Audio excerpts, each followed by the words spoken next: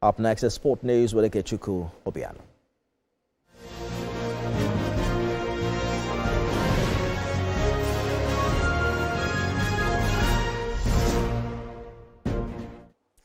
Thanks, Femi.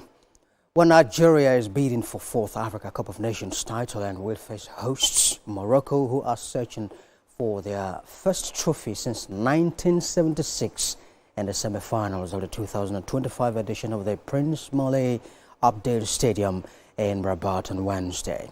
Nigeria has won all 5 of their matches at the tournament so far, while Morocco recorded 4 victories and 1 draw. The fixture marks the 6th Africa Cup of Nations meeting between the two nations, with all 5 previous AFCON encounters producing a winner.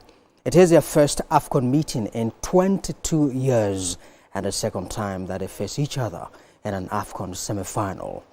And elsewhere, Senegal will take on Egypt at the Tangier Grand Stadium. Well, CAF accredited journalist and ACL Sports football chief Fisayo Dairo joins me live now from Morocco to talk about the Super Eagles. Fisayo, the Super Eagles have arrived in Rabat to begin preparations for Wednesday game.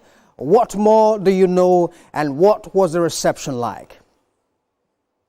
Yeah, of course, it's a muted reception from the host because we have always had love, especially the Super Eagles, since they arrived in Morocco. But this time they are facing their beloved Atlas Lions, so their affiliation belongs to their home team. But it was muted, but it was smooth. A 2.5 hour trip from Fez back here to Rabat, and tomorrow they take turns to speak to the press. The head coach, Eric Chell, and influential midfielder Alex Iwobi will face the press tomorrow morning before the team train later in the evening. And that's it about the itinerary for now. All is set, the players are here, they are in high spirits like we always say, and the team are ready to go.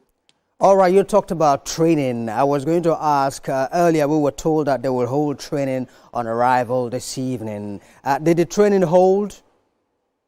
Yes, as scheduled, the training held at 6 o'clock. It's wrapping up right about now. It's for 90 minutes. So, yes, they've concluded the training for today, the first before the official training session tomorrow, which was the one I was actually referring to. Tomorrow is -1, and everything they do is official, sanctioned by CAF.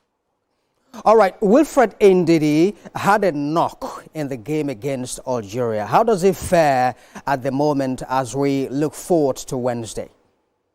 Yeah, the positive news is that he is doing fine. He participated in light training earlier today. That training at 6 o'clock. But he's not going to participate in the game on Wednesday. He's card suspended anyway. He has 2 bookable offenses. So they are hoping that should the team get to the final, he might be available to play in that championship game on Sunday.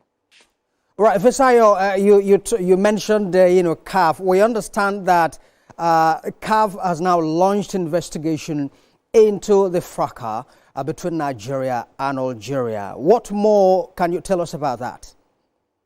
Yeah, it was an eyesore right there in Marrakesh after the game between Algeria and Nigeria, and the Confederation of African Football have referred the matter to their disciplinary committee, promising that stiff sanctions will be meted out to defaulters or to whoever was found culpable. A lot of Algerian players were seen swarming over the referee onto the tunnel where he was harassed here and there. And not only that, they're also looking at events that took place beyond the glare of the cameras in the game between host nation Morocco and Cameroon in their quarterfinal game in Rabat. So CAF seem to have their hands full at the moment. They are ensuring that the sanity of the game is being kept and protected here in Africa. And that's why they are referring all these cases onto their disciplinary committee for appropriate sanctions.